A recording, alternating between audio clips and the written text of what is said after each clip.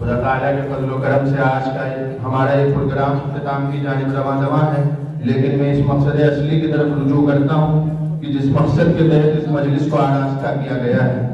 ہماری آج کی مجلس اختتامی مجلس کے ساتھ ساتھ انعامی مجلس بھی تھی، چنانچہ میں زیادہ سما خراشی نہ کرتے ہوئے سب سے پہلے مدرسہ ہادہ کے محتمم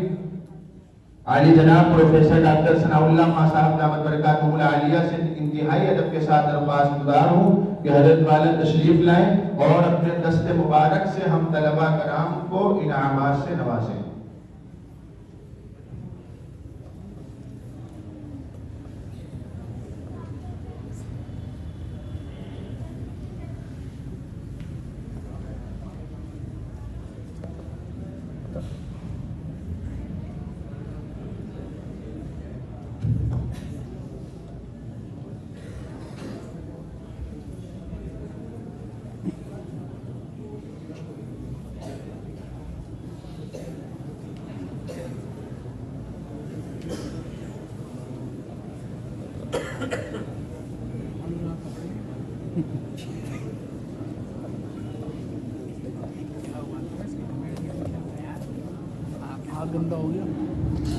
میں طلباء کرام کو آواز لیتا ہوں۔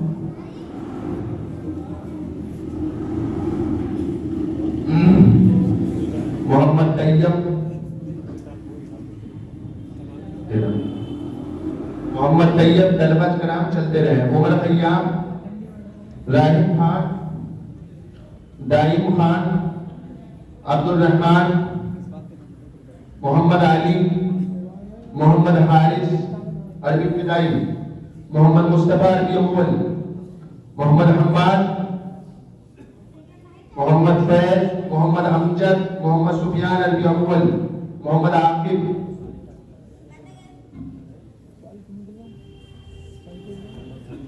ریحان احمد،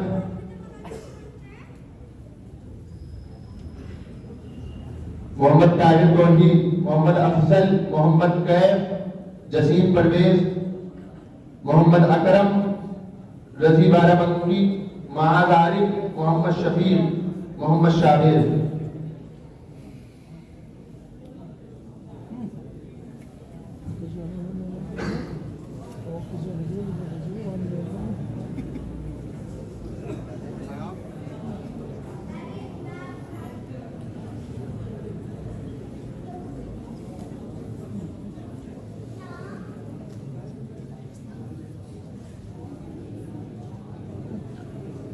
طلباء کرام چلتے رہیں۔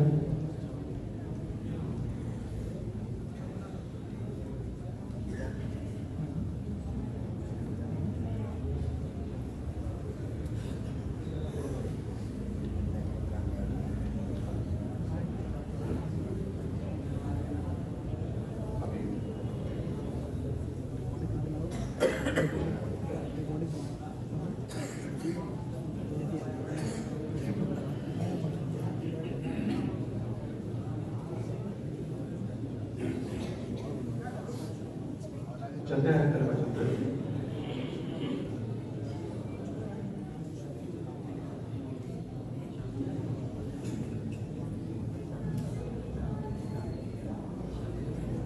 جزاکم اللہ خیر و احسن الجزاء۔ اب میں انتہائی ادب کے ساتھ حضرت والا کا شکر گزار ہوں اور انتہائی ادب کے ساتھ آج کے مہمان خصوصی نبی شیخ الاسلام حضرت مولانا سید محمد عفان صاحب منصور پوری دامت برکاتہ العالیہ سے انتہائی ادب کے ساتھ درخواست گزار ہوں کہ حضرت والا تشریف لائیں اور اولاً اپنے دست مبارک سے ہم طلباء کرام کو انعامات سے نوازیں اور بعد میں اپنے قیمتی خطاب سے ہم طلباء کرام کو مستفید فرمائیں۔ عطا اللہ یحییٰ، محمد یعقوب، محمد موسیٰ، محمد زیاد، عبد الواسع، محمد حاشر، محمد احمد، عمر ذاکر، محمد معاویہ، محمد ارباز، محمد یوسف، محمد اسعد عربی ابتدائی۔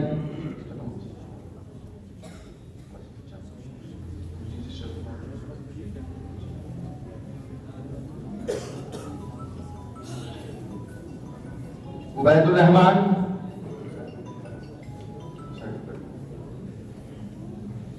محمد شادان،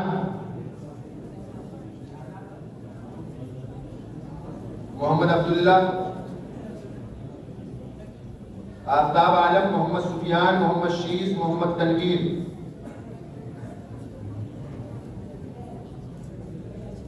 محمد صادق،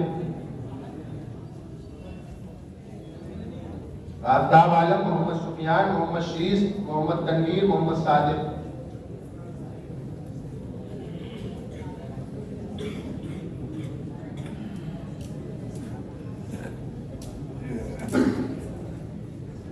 محمد عبداللہ، حفظان احمد، محمد زمان اختر، محمد رضی خان، عمر حمدوئی، محمد قاسم، ابو الکلام،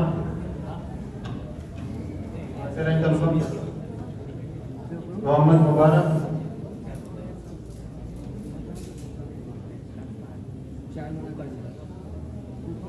دیکھ رہے ہیں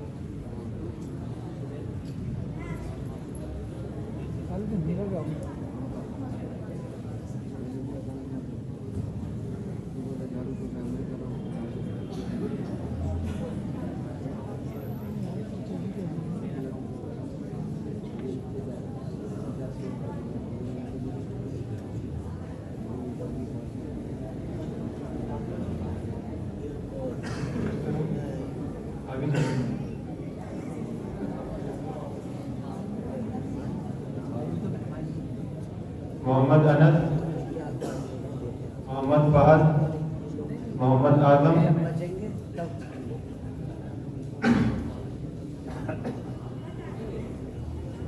محمد فہد، محمد اعظم، حمزہ خان،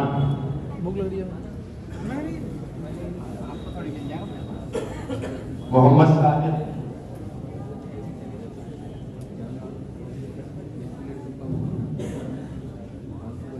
جزاکم اللہ خیرہ۔ اور میں اپنے مہمان خصوصی سے ادب کے ساتھ درخواست کرتا ہوں کہ حضرت والا اپنے خطاب سے ہم طلباء کو مستفید فرمائیں۔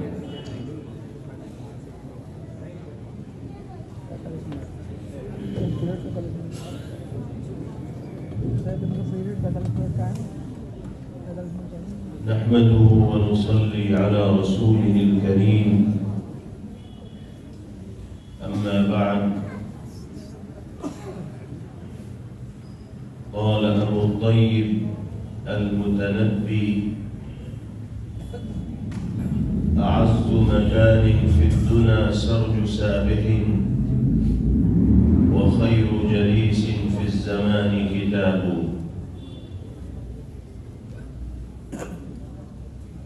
الحاج پروفیسر ثناء اللہ صاحب دامت برکاتہم یہاں تشریف فرما، دیگر ذمہ داران مدرسہ عربیہ تعمیر ملت، اساتذہ کرام، عمائدین شہر، اور ہمارے سامنے موجود عزیز طلبہ، مدرسہ عربیہ تعمیر ملت کے طلبہ کی وہ انجمن جو بزم تہذیب الاخلاق کے نام سے موسوم ہے، اس کے زیر اہتمام سال بھر طلبہ عزیز جو عملی مشق کرتے ہیں، آج اس کا نچوڑ عزیز طلبہ کی جانب سے ہمارے اور آپ کے سامنے پیش کیا ہے۔ مغرب بعد سے شروع ہونے والے اس پروگرام میں مختلف طلبہ نے اپنی اپنی ذمہ داری کو حسن و خوبی کے ساتھ ادا کرنے کا اہتمام کیا، اور بلا مبالغہ یہ بات کہی جا سکتی ہے کہ کہ ہر طالب علم نے، ہر چھوٹے بڑے بچے نے پروگرام کا جو جز ان کے سپرد کیا گیا تھا، چاہے وہ تلاوت کلام اللہ ہو، نعت رسول مقبول صلی اللہ تعالی علیہ وسلم ہو، یہ مختلف زبانوں میں پیش کی جانے والی تقریریں ہوں، یا باہمی مکالمہ، مباحثہ اور مناظرہ ہو، یہ نظامت و انعام سری ہو، تمام کے تمام اجزاء طلبہ عزیز کی جانب سے ایسی خوش اسلوبی کے ساتھ پیش کیے گئے کہ وہ ہم سب کی جانب سے لائق ستائش ہیں اور مبارکبادی کے مستحق ہیں۔ اللہ تعالی حسن کارکردگی کے اس سلسلے کو مستقبل میں بھی جاری اور ساری رکھنے کی توفیق مرحمت فرمائے۔ یہ ظاہر سی بات ہے کہ طلبہ عزیز نے کامیابی کے ساتھ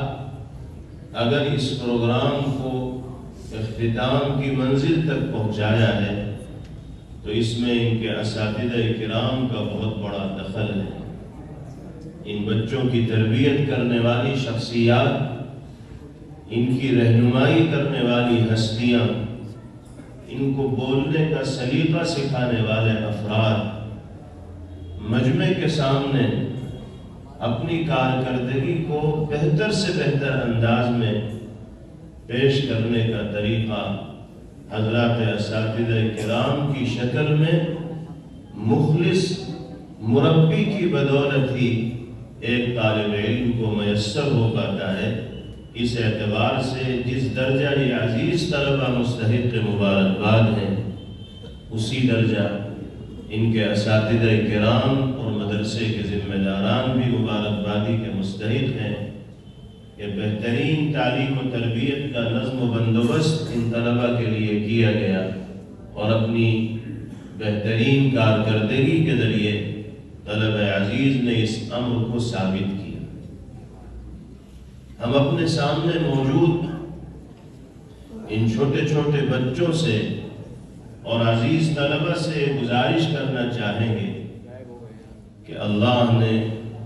آپ کو مختلف طرح کی صلاحیتوں سے اور ٹیلنٹ سے نوازا ہے۔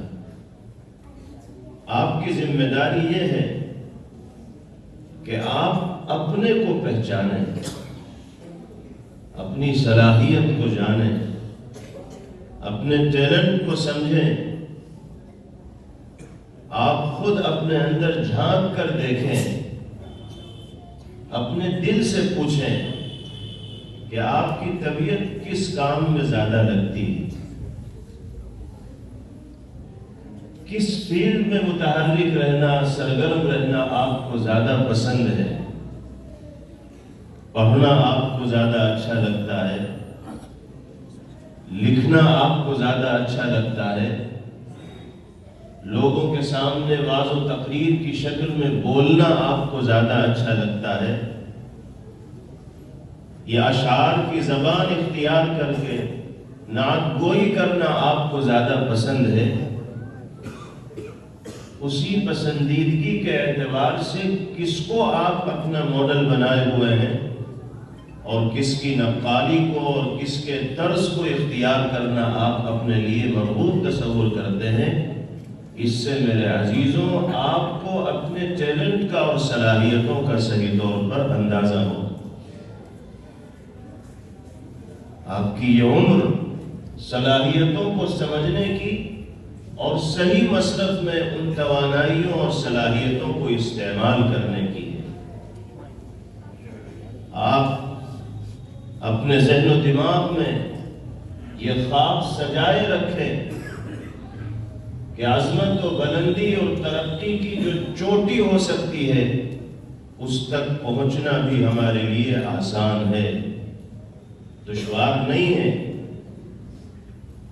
کیسی ہی کامیابی کیوں نہ ہو، کیسا ہی مقام بلند کیوں نہ ہو، کیسی ہی عظمت و رفعت کیوں نہ ہو، اللہ نے اپنی مخلوقات میں سب سے زیادہ شرافت، سب سے زیادہ صلاحیتیں، سب سے زیادہ ذہانت، سب سے زیادہ کمالات کا حامل انسان ہونے کی حیثیت سے آپ کو بنایا ہے۔ آپ نوعمر اگرچہ ہیں لیکن صلاحیتوں سے مالا مال ہیں، اور انسانی خدمات کا تعلق حقیقتاً عمر کے ساتھ نہیں ہوتا بلکہ اس کے کردار کے ساتھ ہوتا ہے، سلوک کے ساتھ ہوتا ہے، رویے کے ساتھ ہوتا ہے، طرز و انداز کے ساتھ ہوتا ہے۔ ہمارے سامنے نوعمر بچے موجود ہیں، ان کو تاریخ کے وہ واقعات سنانے چاہیے، بزرگوں کے اس کردار سے ان کو آشنا کرنا چاہیے جس سے یہ ثابت ہوگا کہ نوعمری میں اور چھوٹی چھوٹی عمر میں اللہ نے کن کن لوگوں کو وہ خدمات ادا کرنے کا موقع میسر فرمایا ہے جو تاریخ میں سنہرے حروف سے درج ہے۔ سیدنا حضرت علی بن ابی طالب رضی اللہ تعالیٰ عنہ صرف 10 سال کے تھے اور بڑی بڑی عمر کے لوگوں کے ساتھ میدان کارزار میں داد شجاعت دیتے ہوئے دکھائی دیتے تھے۔ 10 سال کی عمر کیا عمر ہوتی، لیکن اللہ نے بڑے بڑے کام نوعمری ہی میں ان سے لینے شروع کر دیے۔ حضرت اسامہ ابن زید رضی اللہ تعالی جن کو نبی پاک علیہ السلام نے ایک لشکر کا امیر متعین فرمایا تھا، قیادت کی باگڈور ان کے ہاتھ میں دی تھی، ان کی عمر اس وقت صرف 17 برس تھی، اور اس لشکر کے اندر جو شامل افراد تھے وہ کبار صحابہ تھے، بڑی بڑی عمر کے حضرات تھے، تجربے کار لوگ تھے۔ ان تجربے کاروں کی موجودگی میں، بڑی عمر کے حضرات کی موجودگی میں پیغمبر علیہ السلام اگر اسامہ ابن زید رضی اللہ تعالیٰ عنہ کو سب کا امیر بنا کر، ذمہ دار و قائد بنا کر روانہ فرما رہا ہے، یہ دلیل ہے اس بات کی کہ انسان کو عمر کے ذریعے نہیں جانچا جاتا بلکہ ٹیلنٹ کے ذریعے، صلاحیت کے ذریعے، کارکردگی کے ذریعے، سلوک و رویے کے ذریعے جانا اور پہچانا جاتا ہے۔ آپ چاہیں تو بہترین کارکردگی کا مظاہرہ ہر فیلڈ کے اندر کر سکتے ہیں۔ امام بخاری رحمہ اللہ کا نام ہمارے ان بچوں نے سنا ہوگا، آپ کو معلوم ہونا چاہیے کہ محض 10 برس کی عمر میں امام بخاری رحمہ اللہ 70,000 سے زائد احادیث سند و متن کے ساتھ یاد کر چکے۔ 10 برس کی عمر کیا ہوتی، لیکن جب انسان کو اللہ صلاحیتوں کے صحیح استعمال کی توفیق بخشتے ہیں تو پھر انسان ایسے ہی گل کھلاتا ہے۔ انسانوں کی جس صف میں امام بخاری رحمہ اللہ شامل تھے، اسی صف میں اللہ نے ہمیں اور آپ کو انسان ہونے کی حیثیت سے شامل ہونے کا موقع میسر فرمایا ہے۔ ہم اور ہمارے یہ چھوٹے چھوٹے بچے اگر محنت و کوشش کریں گے، جدوجہد کریں گے تو کامیابیاں آپ کے قدم چومنے والی بنیں گی۔ آج آپ نے اپنے مختلف پروگراموں کو پیش کرنے کے ذریعے اپنی صلاحیتوں کا اور ٹیلنٹ کا اظہار کیا ہے اور بتایا ہے کہ ہمارے اندر یہ صلاحیت ہے کہ ہم اچھے مقرر بھی بن سکتے ہیں، اچھے نعت کو شاعر بھی بن سکتے ہیں، اچھا لکھنے والے بھی بن سکتے ہیں۔ مجموعہ کلام بھی اس رسالے کی شکل میں سامنے آیا ہے، تو اللہ نے صلاحیتوں سے آپ کو مالا مال کیا ہے۔ اب آپ کی ذمہ داری صلاحیتوں کے صحیح استعمال کرنے کی۔ اگر آپ نے زندگی کے ان قیمتی لمحات کو غنیمت جان لیا اور اپنے اساتذہ کرام کی رہنمائی کے مطابق آپ نے روز و شب گزار لیے، تو چند سال کی یہ محنتیں ساری زندگی آپ کے کام آئیں گی اور آپ کا مستقبل تابناک اور روشن ہوتا چلا جائے۔ آپ اپنی صلاحیتوں کو موبائل کے مختلف پروگراموں کو دیکھنے میں صرف کرنے کے بجائے اپنے آپ کو لائق و باصلاحیت بنانے میں صرف کریں، خرچ کریں۔ ہماری جو نوجوان نسل ہے اور نوعمر جو بھائی ہیں، بہنیں ہیں، جو قوم کا مستقبل ہیں، موجودہ دور کا المیہ یہ ہے کہ ان میں سے بہت بڑی تعداد اپنی صلاحیتوں کے غلط استعمال کی عادی بنی ہوئی، اور موبائل بینی کی غیر ضروری عادت نے ان کی صلاحیتوں پر زنگ لگانا شروع کر دیا۔ اب بچوں کو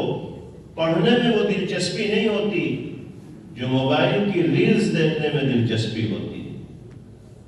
انسٹاگرام دیکھنے میں دلچسپی ہوتی ہے، یوٹیوب کے پروگرام دیکھنے میں دلچسپی ہوتی ہے۔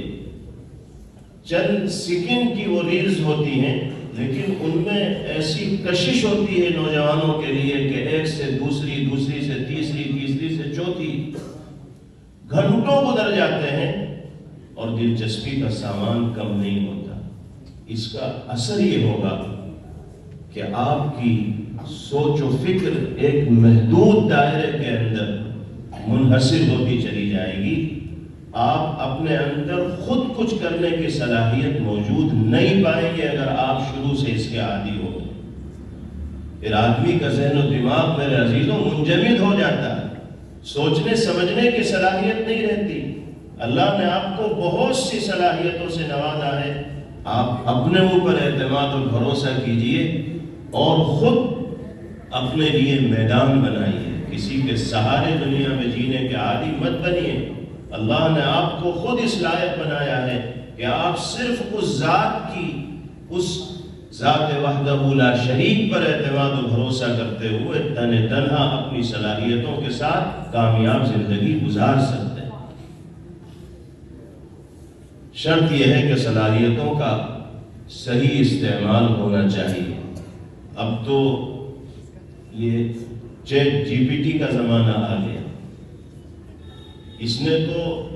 صلاحیتوں پر ایسی ضرب لگانی شروع کی ہے کہ اب باصلاحیت افراد بھی صلاحیت کا استعمال نہیں کرنا چاہتے، اس لیے کہ وہ اس کو اشارہ دے دیتے ہیں کہ اس موضوع پر مضمون چاہیے، چند سیکنڈ میں وہ مضمون سامنے آ جاتا ہے۔ جو آدمی خود محنت کر کے مضمون تیار کر سکتا تھا، اس کو اب اس کی توفیق ہی نہیں ہوتی کہ وہ محنت کرے، وہ تو اشارات لکھتا ہے اور ساری تفصیلات اس کے سامنے آ جاتی ہیں۔ بظاہر یہ چیز بہت اچھی لگ رہی ہے اور کم وقت میں کام ہوتا دکھائی دے رہا ہے، لیکن اس کے زیادہ استعمال کی وجہ سے صلاحیتوں پر زنگ چڑھ جائے گا اور انسان پھر کچھ کرنے دھرنے کے لائق رہے گا نہیں۔ وہ دن دور نہیں جب کتابوں سے رشتہ ٹوٹ جائے گا۔ کتابیں خریدنے والے آج ہی کے دور میں بہت کم ہو گئے ہیں، جو کتابیں شائع کرنے والے ہیں، چھاپنے والے ہیں، وہ پریشان ہیں کہ بہترین سے بہترین کتابیں کتب خانوں کی زینت بنی رہتی ہے، کوئی خریدنے والا نہیں، کوئی پڑھنے والا نہیں، کوئی ان کے ساتھ دلچسپی کا مظاہرہ کرنے والا نہیں، اس لیے کہ دنیا اب اسی پہ لگ گئی۔ جب چیٹ جی پی ٹی کے ذریعے سارا کا سارا مواد آپ کو لکھا ہوا ترتیب کے ساتھ مل جائے گا تو پھر آپ قلم کو جنبش دینے کی بھی ضرورت محسوس نہیں کریں گے۔ کسی موضوع پر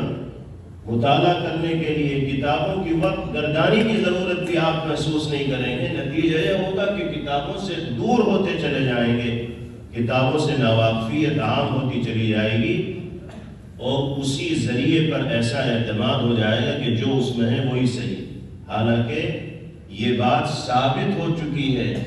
کہ بہت سی بے بنیاد باتیں چیٹ جی پی ٹی کے ذریعے پیش کی جاتی ہیں، حوالے بھی دے دیے جاتے ہیں، عربی عبارات بھی لکھ دی جاتی ہیں، اور اصل مرجع سے جب رجوع کیا جاتا ہے تو وہاں کچھ ملتا ہی نہیں، جھوٹ بولتا ہے، غلط حوالے پیش کرتا ہے، صحیح بھی ہوتے ہیں لیکن غلط بھی ہوتے ہیں۔ اگر انسان اسی پر اعتماد کر لے گا تو پھر کتنی غلطیوں کے اندر وہ مبتلا ہو جائے گا اور کیسی صورتحال ہوگی اس کا اندازہ لگانا مشکل نہیں ہے۔ فقہی سیمینار ہوتے ہیں، پچھلے سیمینار میں بعض مقالہ نگار حضرات کی تحریریں جب پڑھی گئیں، جب سب کے مقالات کی تلخیص مرتب کی جاتی ہے تو سب کی تحریروں کا مطالعہ کرنا ہوتا ہے، تو بعض حضرات نے اپنے مقالات میں صریح جزئیات بعض موضوعات کے سلسلے میں لکھے۔ اس سے پہلے کبھی وہ صریح جزئیات کسی کے سامنے آئے ہی نہیں تھے۔ اب جب تلخیص نگار حضرات کے سامنے وہ صریح جزئیات آئے تو حیرانی ہوئی کہ اگر اس مسئلے میں یہ صریح جزیہ کتب فقہیہ میں موجود ہے تو یہ مسئلہ اختلافی کیوں رہا؟ اس کو تو حل ہو جانا چاہیے۔ اب جب اس حوالے کو تلاش کیا گیا تو کہیں سے کہیں تک وہ عبارت موجود ہے ہی نہیں۔ مقالہ نگار سے معلومات کی گئی تو پتہ چلا چیٹ جی پی ٹی کا یہ سب کیا جا رہا ہے، اس نے عربی عبارت لکھ کر دے دی، حوالہ بھی دے دیا اور اس کا کوئی ثبوت ہی نہیں۔ تو انسان پھر کس طرح کی ضلالت و گمراہی میں مبتلا ہوگا اگر پورے طور پر وہ اس پر اعتماد اور بھروسہ کرنے والا بن گیا، اس کا اندازہ لگانا مشکل نہیں۔ اس لیے ہم اپنے ان عزیز طلبہ کو اور ان چھوٹے چھوٹے بچوں کو یہی کہنا چاہیں گے کہ اللہ نے آپ کو بہترین موقع اس مدرسے میں زیر تعلیم رہنے کی برکت سے عطا فرمایا ہے۔ آپ شاندار حافظ بنیے، بہترین قاری بنیے اور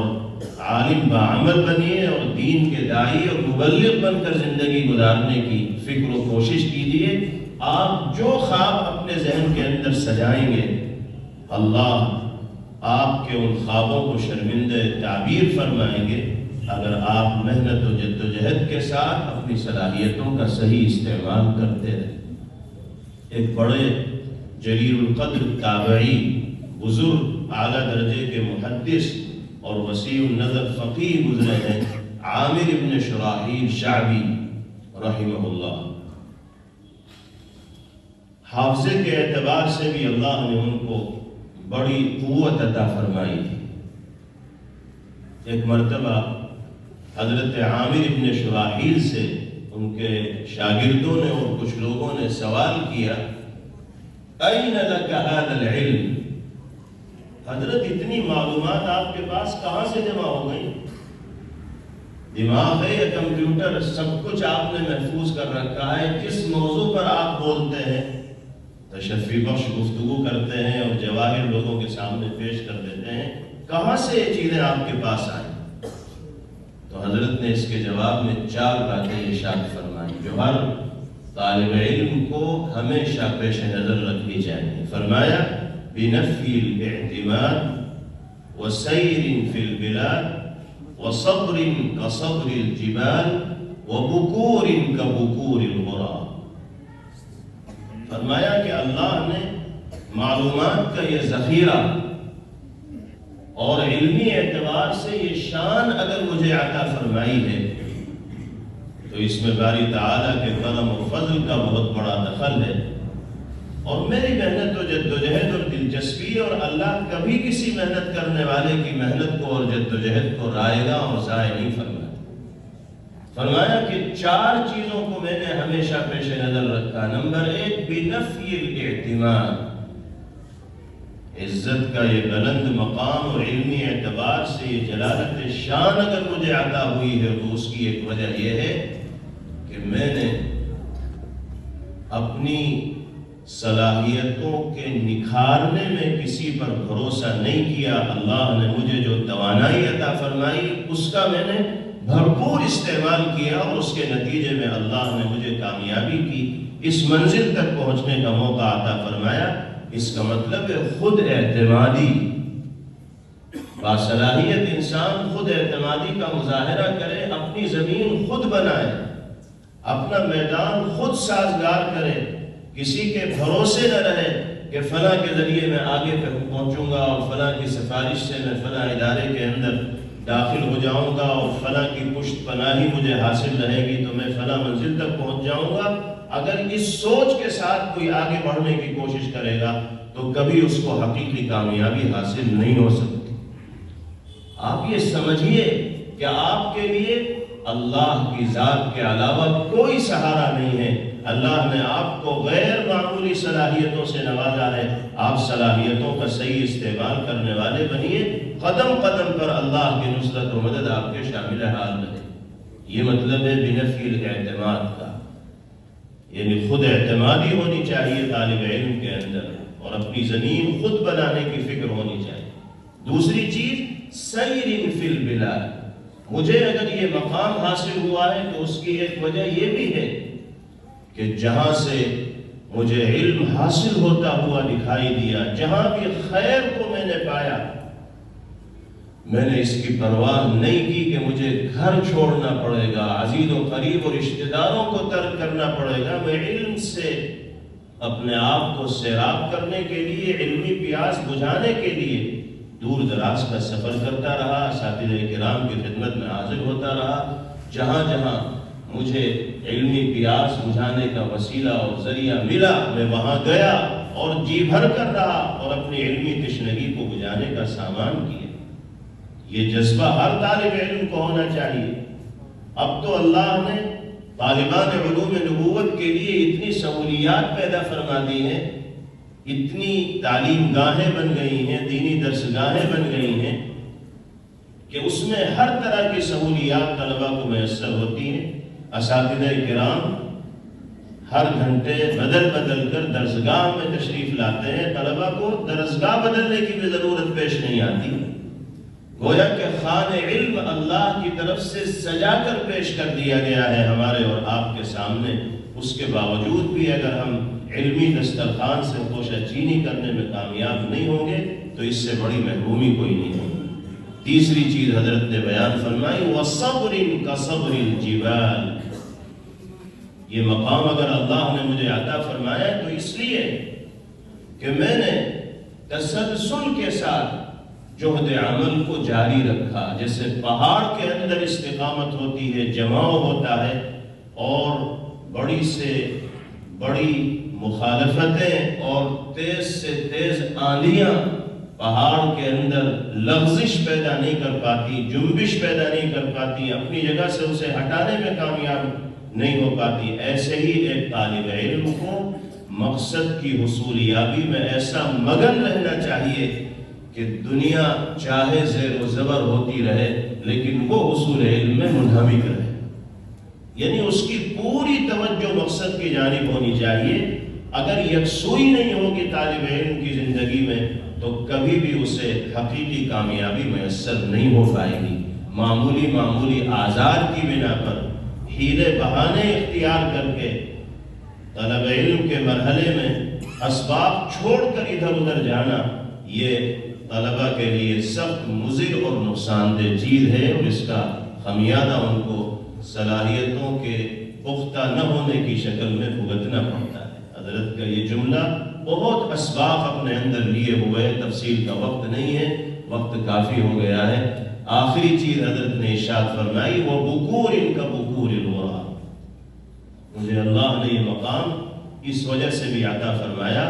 کہ میں نے صبح سویرے کوے کی طرح اٹھنے کا معمول بنا رکھا ہے۔ میں صبح کے سویرے کو نیند کی نظر نہیں کرتا ہوں۔ صبح کا سویرا وقت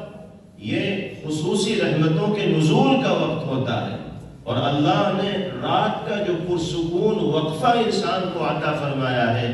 انسان رات کی آرام دہ نیند جب لیتا ہے اور صبح بیدار ہوتا ہے تو اس کا دماغ تر و تازہ ہوتا ہے، ساری رگیں کھلی ہوئی ہوتی ہیں۔ یہ بہترین وقت ہوتا ہے سبق کو یاد کرنے کا اور علم کو اخذ کرنے کا، کسب کرنے کا، اپنے اندر جذب کرنے کا۔ وہی انسان کامیاب ہوتے ہیں جو اپنی صبح کو قیمتی بناتے ہیں، اور جن کی صبح سونے میں گزرتی ہے تو پھر وہ سونا اپنے ہاتھ سے نکال دیتے ہیں۔ اللہ نے سونا ان کو صبح کی تر و تازگی کی شکل میں عطا فرمایا ہے، لیکن وہ خواب میں مبتلا ہو کر اپنے ہاتھ سے سونے کو نکال باہر کرتے ہیں۔ آج تو صورتحال یہ ہے کہ رات کی نیند میں وہ مزہ ہے ہی نہیں جو صبح کی نیند میں۔ عادی بن گئے ہیں لوگ صبح کو سونے کے، دیر رات تک جاگنے کا مزاج ہے، موبائل ہی نہیں سونے دیتا، جب تک 2-4 گھنٹے چاٹ نہیں لیں گے اس وقت تک نیند نہیں آئے گی۔ رات کے آخری پہر میں اٹھنے کا جو وقت ہوتا ہے اس میں بھی موبائل میں لگے رہتے ہیں، اور پھر جب سوئیں گے تو ناممکن ہے کہ فجر کی نماز وقت پر ادا کر لی جائے۔ کتنے نوجوان ایسے ہیں کہ جن کی صبح دوپہر میں ہوتی ہے، مہینوں گزر گئے ہوں گے انہوں نے صبح نہ دیکھی ہو۔ نماز، فرض نماز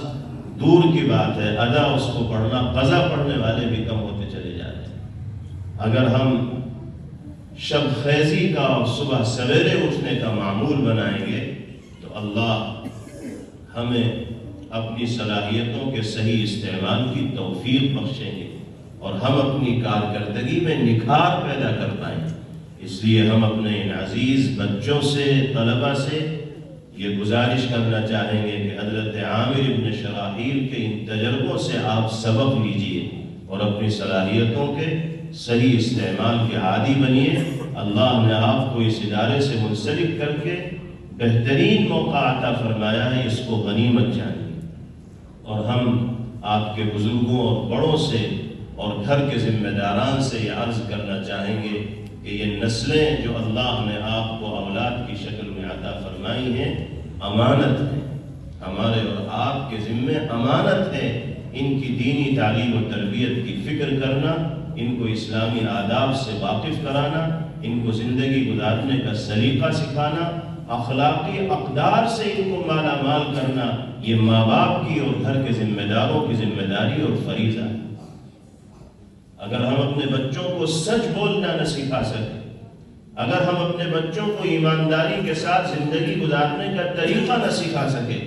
اگر ہم اپنے بچوں کو بڑوں کے احترام کا انداز نہ سکھا سکے، اگر ہم اپنے بچوں کو بری خصلتوں اور عادتوں سے بچانے میں کامیاب نہ ہو سکے تو ہم اللہ کی نگاہ میں امانت میں خیانت کرنے والے تصور کیے جائیں۔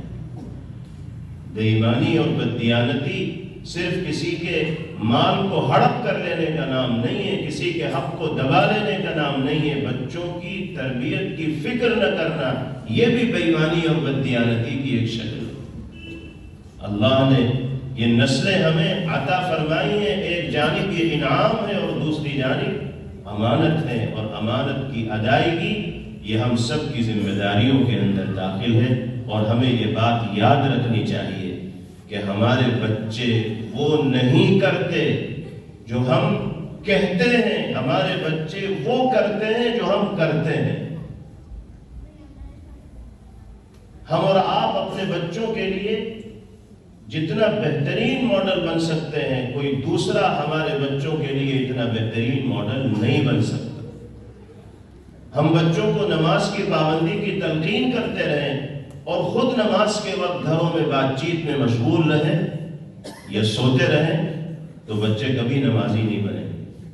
ہم بچوں کو موبائل سے دور رہنے کی تاکید کرتے رہیں اور خود ہر وقت موبائل میں لگے رہیں تو ہم کبھی اپنے بچوں کو موبائل سے دور کرنے میں کامیاب نہیں ہو سکتے۔ بچے وہ کرتے ہیں جو ہم کرتے ہیں، وہ نہیں کرتے جو ہم کہتے ہیں۔ کہنے کو نظر انداز کر دیں گے لیکن ہمارے کرنے کا اثر بچوں کی زندگیوں پر پڑے گا۔ اللہ ان بچوں کو اور طلبہ کو ہر طرح کی کامیابیوں سے نوازیں۔ اس ادارے کو اللہ ہمہ جہت ترقیات سے مالا مال فرمائیں۔ منتظمین و اساتذہ، طلبہ و معاونین سب کو اللہ اپنی بارگاہ میں قبول فرمائیں۔ وآخر دعوانا ان الحمد للہ رب العالمین۔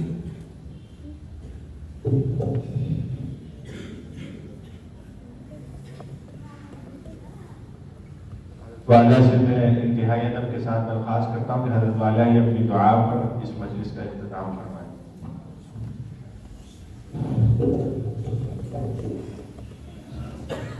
اللهم لك الحمد كله ولك الشكر كله، اللهم لا نحصي ثناء عليك أنت كما أثنيت على نفسك، اللهم صل وسلم وبارك على سيدنا ونبينا ومولانا محمد وعلى آله وصحبه كما تحب وترضى عدد ما تحب وترضى۔ یا اللہ محض اپنے لطف و کرم سے ہم سب کے گناہوں کو معاف فرما دیجیے، ہمارے یہاں جمع ہونے کو قبول فرما دیجیے۔ ہمارے جن عزیز طلبہ نے یہاں پروگرام پیش کیا، اے اللہ ان کے علم میں اور عمر میں خوب خوب برکت عطا فرمائی، ان کے مستقبل کو تابناک اور روشن فرمائی،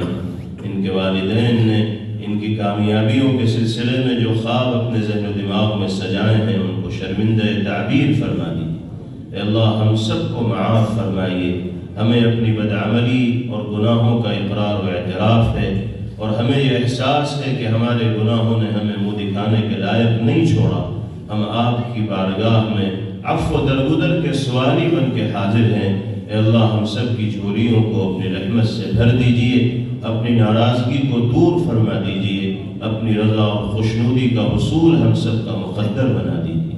اے اللہ ہر خیر سے ہمیں نواز دیجئے، ہر شر سے ہم سب کی حفاظت فرمائیے، شریعت و سنت کے تقاضوں پر عمل ہم سب کے لیے آسان فرما دیجئے، ہمیں اپنی نسلوں کے دین و ایمان کے تحفظ کی فکر عطا فرمائیے، ہماری فیملی کے ہر ممبر کو نور علم سے آشنا ہونے کی توفیق اور سعادت میسر فرمائیے،